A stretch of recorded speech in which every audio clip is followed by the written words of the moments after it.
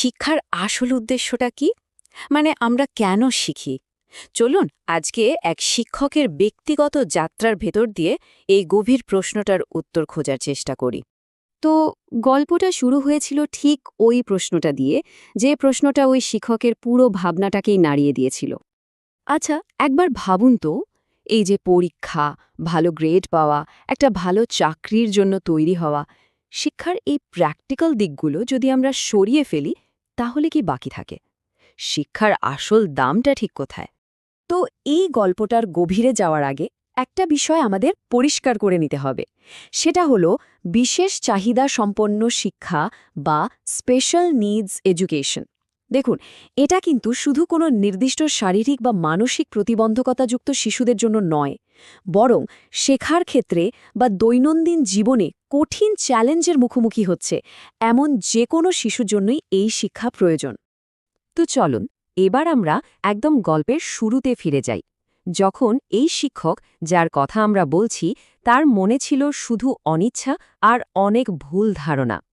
আসলে তার স্বপ্ন ছিল হাই স্কুলের একজন ইংরেজি শিক্ষক হওয়ার, কিন্তু তার কোর্সের একটা অংশ হিসেবে একটা ইন্টার্নশিপ করাটা বাধ্যতামূলক ছিল। আর সমস্যাটা ছিল ওখানে, কারণ এই ইন্টার্নশিপটা তিনি একদমই করতে চাননি। তার নিজের ভাষাতেই বিশেষ চাহিদা সম্পন্ন শিক্ষা নিয়ে তার বিন্দুমাত্র আগ্রহ ছিল না। শুধু যে আগ্রহ ছিল না তাই না, সত্যি বলতে কি, তার মনে এক ধরনের ভয় কাজ করত। তিনি নিজেই বলতেন যে প্রতিবন্ধী শিশুদের তিনি ঠিক বোঝেন না, তারা যেন একটু ভয়ের। কিন্তু অবিশ্বাস্য হলেও সত্যি, মাত্র একটা দিন, হ্যাঁ, শুধু একটা দিনেই সবকিছু পুরোপুরি বদলে গেল। সকালে যে মানুষটা একরাশ বিরক্তি আর ভুল ধারণা নিয়ে স্কুলে পা রেখেছিল, দুপুরের মধ্যেই সেখানকার শিক্ষক আর ছাত্রদের দেখে তার সেই ধারণা চুরমার হয়ে যেতে শুরু করে। আর সেদিন সন্ধ্যায় বাড়ি ফেরার পথেই তিনি তার জীবনের সবচেয়ে বড় সিদ্ধান্তটা নিয়ে ফেলেন, নিজের পুরো ক্যারিয়ারের পথটাই বদলে ফেলার সিদ্ধান্ত। আচ্ছা, এবার গল্পটা কয়েক বছর এগিয়ে নেওয়া যাক। ততদিনে তিনি একজন শিক্ষক, আর তার সেই নতুন বিশ্বাসটা এবার এক কঠিন পরীক্ষার সামনে এসে দাঁড়াল। শিক্ষকতা শুরু করার কয়েক বছর পর তার ক্লাসে এমন একজন ছাত্র এলো যে তাকে তার ধৈর্যের একেবারে শেষ সীমায় পৌঁছে দিয়েছিল। এই ছাত্রটি স্কুলকে এতটাই ঘৃণা করত যে তার আচরণ সামলানো প্রায় অসম্ভব হয়ে পড়েছিল। ব্যাপারটা দিন দিন আরও খারাপ হচ্ছিল। ছাত্রটি প্রায় শিক্ষকদের সাথে খারাপ ব্যবহার করত, এমনকি হিংস্র হয়ে উঠত। আসলে তার প্রতিবন্ধকতার জন্য অতীতে তাকে হয়তো অনেক বকাঝকা শুনতে হয়েছিল, আর সেই আঘাতটাই তার মনে গভীর ক্ষত তৈরি করেছিল। এমনও হয়েছে যে সে একবার রাত 11:30 পর্যন্ত স্কুলে ভাঙচুর চালিয়েছে। কোনো টিচিং মেথডই তার উপর কাজ করছিল না। একসময় গিয়ে এই শিক্ষক পুরোপুরি ভেঙে পড়লেন। তিনি তার স্কুলের প্রিন্সিপালের কাছে গিয়ে সরাসরি বললেন, আমার মনে হয় এই শিশুটির শিক্ষা নয়, চিকিৎসা দরকার। আমি আমার ব্যক্তিগত শেষ সীমায় পৌঁছে গিয়েছি। কিন্তু এখানেই গল্পটা মোড় নিল। শিক্ষকের দৃষ্টিভঙ্গিতে একটা বিরাট পরিবর্তন আসলো, আর সেখান থেকেই শুরু হলো এক অসাধারণ সাফল্যের গল্প। তাহলে সমস্যাটা ঠিক কোথায় হচ্ছিল?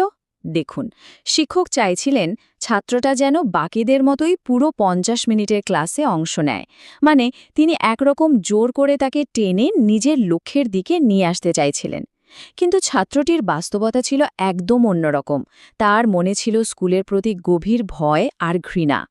ঠিক সেই সময়ই প্রিন্সিপাল তাকে একটা অসাধারণ পরামর্শ দিলেন। তিনি বললেন, চলো, শিক্ষা দিয়ে যা যা করা সম্ভব তার সবকিছু আমরা আগে চেষ্টা করে দেখি। এই একটা কথাই যেন শিক্ষকের মনে নতুন করে নাম্পিকা জাগিয়ে তুলল।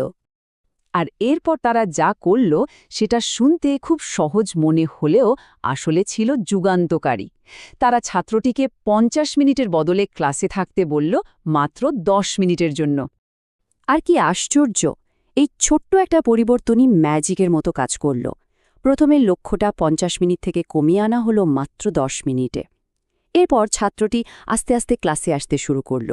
দেখতে দেখতে জুলাই মাস নাগাদ সে প্রায় সব ক্লাসে অংশ নিতে শুরু করল। আর বছরের শেষে সে সব ক্লাসেই পুরো 50 মিনিট করে থাকতে শুরু করল, যা একসময় ছিল কল্পনারও বাইরে। তখনই শিক্ষক আসল ব্যাপারটা বুঝতে পারলেন। তিনি এতদিন ছাত্রটিকে টেনে আনার চেষ্টা করছিলেন, যেখানে তার থাকা উচিত বলে তিনি মনে করতেন। কিন্তু ছাত্রটির আসলে যেটা দরকার ছিল সেটা হলো পেছন থেকে একটা আলতো ধাক্কা বা একটুখানি সমর্থন, যাতে সে প্রথম পদক্ষেপটা নিজে নিতে পারে। আর এই উপলব্ধিটাই আমাদের নিয়ে যায় শিক্ষার আসল উদ্দেশ্য আর একজন শিক্ষকের প্রকৃত ভূমিকা নিয়ে এক গভীর ভাবনার দিকে। ব্যাপারটাকে এভাবে ভাবা যেতে পারে, শিক্ষা আসলে পৃথিবীকে দেখার জন্য আমাদের সামনে একটা বড় জানালা তৈরি করে দেয়। তো এই হিসাবে একজন শিক্ষকের ভূমিকা আসলে দুটো। প্রথমটা হলো জ্ঞান আর নতুন চিন্তাভাবনা দিয়ে ওই জানালাটাকে আরও বড় করে তোলা। আর দ্বিতীয় এবং হয়তো সবচেয়ে গুরুত্বপূর্ণ ভূমিকাটা হলো ছাত্রকে আলতো করে সমর্থন দেওয়া, যাতে সে সাহস করে নিজে থেকেই ওই জানালা দিয়ে বাইরের জগতে পা রাখতে পারে। তাহলে আমরা যেখান থেকে শুরু করেছিলাম সেই প্রশ্নে আবার ফিরে আসি। পরীক্ষা, গ্রেড, ক্যারিয়ার, এই সব কিছুর বাইরে শিক্ষার আর কি বাকি থাকে? বাকি থাকে শিক্ষকের ওই কোমল স্পর্শটুকু, তার হাতটা, যা আলতো করে ছাত্রের পিঠে থাকে, তাকে এগিয়ে দেয়। হয়তো এটাই শিক্ষার আসল উদ্দেশ্য। কিন্তু আজকের এই পৃথিবীতে, যেখানে সবকিছুই ফলাফল দিয়ে মাপা হয়, সেখানে এই সহজ মানবিক সমর্থনের জন্য আমরা কতটা জায়গা তৈরি করতে পারছি, প্রশ্নটা কিন্তু রয়েই যায়।